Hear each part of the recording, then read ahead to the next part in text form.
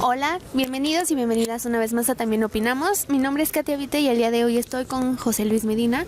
Y pues bueno, esta semana ha habido mucha controversia respecto al plan de seguridad de Andrés Manuel López Obrador, quien planea crear una Guardia Nacional en la que el control la van a tener las Fuerzas Armadas de nuestro país. Y por otro lado, la declaración de la Suprema Corte de declarar, valga la redundancia, inconstitucional a la Ley de Seguridad Interior. Con ese motivo invitamos a la doctora e investigadora del CIDE, Catalina Pérez Correa, para hablar un poco más acerca de este tema y ver qué es lo que opina. Esto es Después de la Noticia, el espacio de También Opinamos, donde entrevistamos a los protagonistas y analistas de la información para entender los sucesos de México y el mundo. Oiga, pues hay dos temas esta semana que han causado intenso debate en la agenda. Primero, lo que decidió la Suprema Corte de Justicia acerca de declarar inconstitucional la Ley de Seguridad Interior, lo cual pues es interesante porque sabemos que usted ha sido muy crítica o es muy crítica de esta ley. Pues preguntarle qué significado tiene la decisión de la Suprema Corte. Bueno, lo de la Corte fue muy contundente. En el procedimiento la Constitución asume que lo que el Congreso haga es constitucional. Entonces pone un requisito muy alto para que se declare inconstitucional una ley. Tiene que haber una supermayoría de 8 de los 11 ministros que declaren inconstitucional una norma. En este caso lo que vimos fue que 10 de los 11 ministros, salvo el ministro Pardo, todos los demás ministros se pronunciaron por declarar inconstitucional en su totalidad la Ley de Seguridad Interior. Es decir, no es que algunos artículos de la ley tuvieran problemas de constitucionalidad, sino que toda la ley en conjunto resultaba inconstitucional. Entonces la decisión fue declarar la ley inconstitucional y por tanto el efecto que tiene es que se expulsa del régimen jurídico mexicano, queda completamente sin efectos. Y es muy importante porque pues es una batalla que llevamos yo y muchas otras personas luchando, primero para que no se aprobara la norma, ahora para que se declarara inconstitucional, porque pues lo que básicamente hacía la Ley de Seguridad Interior es facultar a los militares para que hagan tareas de seguridad pública. Varios de los ministros lo que dijeron durante la discusión es que lo que este concepto de seguridad intentaba hacer era darle la vuelta a la Constitución, diciendo que algo que los militares hacían, que se parece mucho a la seguridad pública, se iba a llamar seguridad interior. Pues en realidad es seguridad pública y nada más le están poniendo otro nombre para decir pues van a estar haciendo tareas de seguridad pública. Y la Constitución tiene varios artículos. El 129 dice que los militares tienen que estar en sus cuarteles cuando son tiempos de paz, y el artículo 21 establece que las tareas de seguridad pública estarán a cargo de autoridades civiles.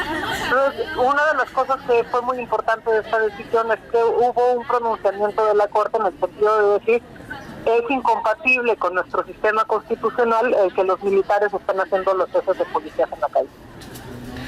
Doctora, esa última parte me parece importante y creo que nos enlaza a la otra, o sea, al otro tema que es igual y que pues ha causado revuelo. Es pues el presidente electo Andrés Manuel López Obrador dijo: vamos a crear una Guardia Nacional que la va a dirigir el ejército mexicano. Pues preguntarle, pues pasamos de declarar inconstitucional una ley para pasar a otra versión como sería con la Guardia Nacional. ¿Qué piensa del otro? Bueno, a ver, creo que una de las cosas que llama mucho la atención es ver la misma pluma una y otra vez desde el 2008, cuando se presentó la primera propuesta de esto, que era poner un capítulo de seguridad interior en la Ley de Seguridad Nacional, misma que fue rechazada por expertos, académicos, víctimas, organizaciones nacionales, internacionales, y luego se presentó las primeras propuestas de Ley de Seguridad Interior, y ahora se declara inconstitucional y ahora salen con esta esta propuesta de Guardia Nacional. Es lo mismo. Vamos, lo que sorprende mucho es ver reiteradas veces que se quiera y se pretenda legalizar algo que no solamente es contrario a nuestra Constitución, sino es contrario a todo lo que dice la experiencia en términos de reducción de la violencia. No hay no vamos a encontrar un solo documento, un solo estudio que diga que militarizar la seguridad pública sirve para reducir la violencia. En todo caso, lo que tenemos son indicios de que sucede lo contrario. Entonces, lo que sorprende mucho es ver la similitud entre las distintas propuestas, en el cual los expertos, las organizaciones civiles, las personas que trabajan con víctimas, están diciendo lo que necesitamos es hacer una profunda reformulación de las policías para que estén en condiciones de cumplir con el trabajo que constitucionalmente les corresponde. Y una y otra vez vemos que aparece la propuesta de no, las policías están corruptas, entonces vamos a tener a los militares haciendo las veces de policías. Lo que hace la Guardia Nacional es básicamente lo mismo que pretendía hacer la Ley de Seguridad Interior, es poner a militares a hacer las veces de policía, hacer coadyuvantes del Ministerio Público en investigación del delito, a vigilar las calles y prevenir los delitos por estar simplemente patrullando, a realizar detenciones. Vamos, es un sistema en el cual refleja lo que de hecho sucede, con cero perspectiva hacia cómo vamos a resolver el problema que hoy tenemos de no contar con policías civiles, que son las que deberían de estar cumpliendo las funciones de seguridad pública en el país. Doctora, con Felipe Calderón se da inicio a este trabajo de los militares en tareas de seguridad pública. Enrique Peña Nieto sigue esa línea y ahora pareciera que Andrés Manuel la va a seguir. ¿Qué mensaje le da a usted que en 3 sexenios se quiera seguir pues delegando el trabajo que le corresponde a otros cuerpos policíacos a que lo hagan los militares? ¿A usted qué mensaje le indica esto, doctora? No, a ver, lo que parece que está pasando es, estamos viendo cómo los militares han tomado control y han, pues, cada vez más han ocupado espacios dentro del organigrama del Estado mexicano y pues básicamente están protegiendo ese espacio. Vamos, no se trata nada más de decir vamos a dar una ley que regule la presencia militar. Podríamos perfectamente dar una ley que regule la presencia militar, pero que en esa misma ley se establezca algún plan, algún proyecto de retiro gradual de las Fuerzas Armadas y un plan de profesionalización de los cuerpos civiles. No vemos eso, lo único que vemos es, pues vamos a legalizar lo que hoy sucede, y eso lo que implica es básicamente desfondar a las autoridades civiles, a las instituciones civiles de seguridad pública, para darle todos esos recursos a la Secretaría de la Defensa. Yo lo que veo aquí no es nada más un tema de competencias y de facultades y de una estrategia de seguridad fallida, sino pues también de intereses económicos y de poder político que se les ha dotado a los militares a lo largo de estos 12 años y pues un esquema en el cual pues no están dispuestos a perder ese poder. Francamente sí es muy preocupante ver una y otra vez las mismas propuestas, una y otra vez un esquema en el cual los militares pues ya están en las calles y no están dispuestos a irse. Doctora, con los ejemplos que tenemos de lo ocurrido con Felipe Calderón y con Peña Nieto, ¿qué escenarios o qué puede pasar de conformarse esa Guardia Nacional en el gobierno de Andrés Manuel López Obrador? Bueno, lo de la conformación de la Guardia Nacional, vamos, básicamente lo que se propone es tener a esta Guardia Nacional con la cabeza dentro de la Secretaría de la Defensa, con la capacitación de estos cuerpos a cargo de la Secretaría de la Defensa, es decir, tener policías militares que sean capacitados por militares, dirigidos por militares y sin controles civiles. Pues eso lo que ha resultado en el pasado es excesos en el uso de la fuerza, corrupción, lo que sucede con cualquier institución que no tiene controles externos y que actúa con un margen de opacidad y sin transparencia y rendición de cuentas. No es distinto cuando se trata de la administración pública y no de la seguridad pública. El problema aquí es que pues lo que está de por medio es las vidas de las personas que hay. Tenemos hoy que desde hace 4 años y medio la Secretaría de la Defensa decidió que no iba a dar datos acerca de cuántos civiles han muerto en enfrentamientos a manos de sus soldados. Entonces tenemos pues ahí que durante 4 años y medio no sabemos a cuántas personas ha matado el ejército en enfrentamientos. ¿Cómo vamos a saber si esas muertes son legítimas o ilegítimas? Si se hizo un uso de la fuerza que fuera proporcionado y legal. Pues no sabemos, porque ni siquiera conocemos el dato. No hay autoridad civil que investigue. Supuestamente cuando se hace un uso de la fuerza, se tiene que hacer una investigación civil como se hace con cualquier homicidio, y la determinación bien puede ser que fue legítimo el uso de la fuerza. Pues no tenemos información, ¿no? Entonces, lo que tenemos aquí es un escenario en el que se le está entregando enormes poderes, enormes facultades, con un enorme presupuesto a la Secretaría de la Defensa, en un escenario en el que no hay controles civiles y no hay obligaciones de rendir cuentas o de tener transparencia. Otro de los datos, no es nada más eso. La Secretaría de la Defensa tiene un presupuesto que, por razones desconocidas, el Congreso nunca le exige que entregue las cuentas de dónde se gasta y cómo se gasta el presupuesto para la defensa nacional, ¿no? Pues, millones y millones de pesos que nadie sabe. Entonces, vamos, lo que tenemos aquí realmente es un monstruo de una institución que no debería de estar a cargo de la seguridad pública, y que ahora estamos dispuestos incluso a cambiar la Constitución para darle las facultades que pues nuestro marco jurídico pues no permite, ¿no? Entonces, y la razón por la que no lo permite es porque pues en el pasado ha resultado desastroso, históricamente ha resultado desastroso tener a los militares con ese poder. Ya venimos de dictaduras no nada más militares, no nada más en México, sino en América Latina. Es riesgoso, costó muchísima sangre históricamente para que los militares estuvieran en los cuarteles, y hoy lo que vemos es un proyecto de izquierda dispuestos a darles una reforma constitucional para que puedan permanecer en las calles.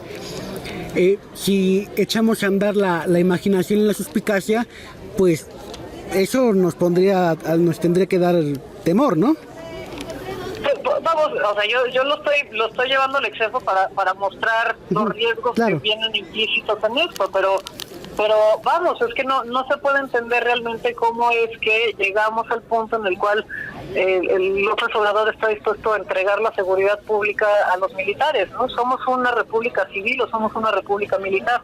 Yo no encuentro un solo país en el cual la seguridad pública está plenamente a cargo de la defensa nacional, con un secretario militar a cargo de la defensa nacional, sin controles civiles, donde haya paz y ahí donde haya un régimen democrático. Vamos, no existe en el mundo. Doctora, así como se declaró inconstitucional la Ley de Seguridad Interior, ¿podríamos tener esperanzas o podríamos apostarle a que ahora se conforma esto que dice Andrés Manuel, pues igual que se declara inconstitucional lo que estamos aquí platicando? Pues sí se podría. Lo que ellos han dicho es que para que no sea inconstitucional lo que van a hacer es cambiar la Constitución. Y la Corte ya ha tenido este debate antes, en el cual se ha planteado que sean inconstitucionales reformas constitucionales. Y lo que la Corte dice es, pues la Constitución no puede ser inconstitucional.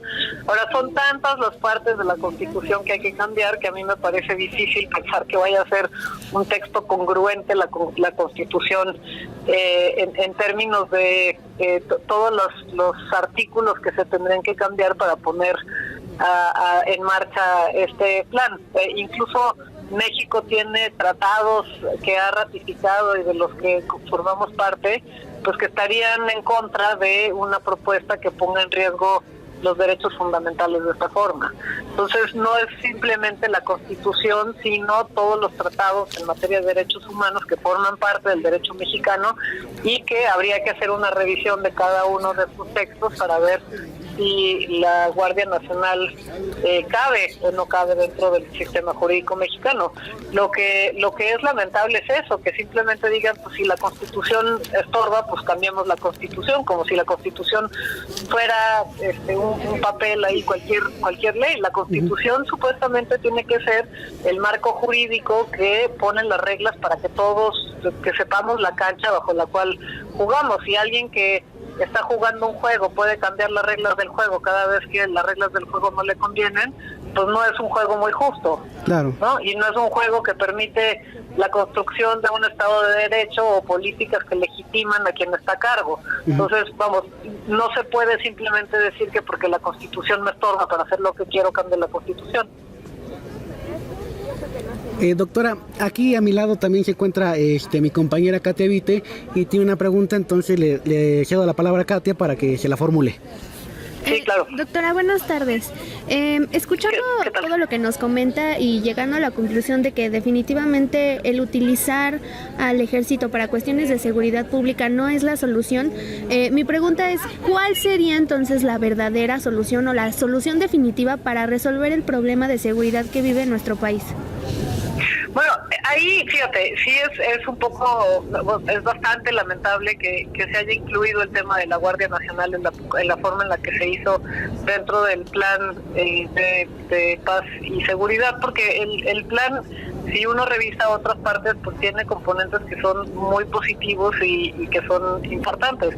Uno es esta idea de que la seguridad no es un fenómeno multicausal, sino que tiene distintas causas, y creo que eso es importante que se reconozca y se enfatice y que se diga que la inseguridad pasa también por un problema de desigualdad. Hay muchos estudios que demuestran que entre más desigualdad hay en las sociedades, esas sociedades son más violentas. Otro es el tema de las cárceles, por ejemplo, la reconstitución del sistema penitenciario, el tema de la política de drogas. En fin, son distintas partes que se tienen que componer y en las que se tiene que trabajar para lograr reducir la violencia. Lo que sí sabemos es que para que un plan de seguridad funcione, tiene que tener un componente local. Las políticas de seguridad funcionan, sobre todo en países grandes como México. Quizás en países más pequeños no se necesita de la misma forma, pero un país tan grande y diverso como México, la seguridad viene desde lo local. ¿Qué quiere decir eso? Bueno, que las comunidades tienen que hacer suyas, las policías tienen que construir las políticas de seguridad que necesita esa comunidad. Aquí lo que estamos partiendo es de una política de seguridad que se impone desde el gobierno central como una sola solución, independientemente de si estás en Tijuana, en un municipio en la Sierra de Oaxaca, en la costa de Guerrero o en Campeche o Yucatán. Como si fuera un solo problema y una sola respuesta. Entonces, hay una contradicción en la política que se está planteando, que por un lado reconoce que es multicausal, pero por otro lado insiste en tener una sola respuesta a través de la policía militar. Las policías se tienen que construir desde lo local. Nosotros en el colectivo Seguridad Sin Guerra, por ejemplo, una de las cosas que hemos insistido es, entendemos que los militares no se pueden retirar inmediatamente de las calles, pero sí se tiene que formular un plan de retiro de las Fuerzas Armadas, que eso fue lo que prometió López Obrador en su campaña y que ahora pues a muchos nos tiene enojado porque es un incumplimiento flagrante de las promesas que hizo. No hay un retiro, no hay un plan de retiro de las Fuerzas Armadas, lo que hay es un retiro de las policías civiles, exactamente lo opuesto. Entonces, lo que tendría que haber es un plan de retiro de las Fuerzas Armadas, un plan de retiro gradual, por supuesto, y que diga con información acerca de dónde faltan policías, dónde se tienen que capacitar, qué es lo que hace falta en cada uno de los lugares, un diagnóstico que diga el estado de las policías y de la violencia en distintas partes del país, y desde ahí hacer este ejercicio de, vamos a irlo retirando gradualmente, a la par que se van construyendo policías locales, policías municipales, estatales, con una capacitación seria y dándoles además un estilo de vida digno.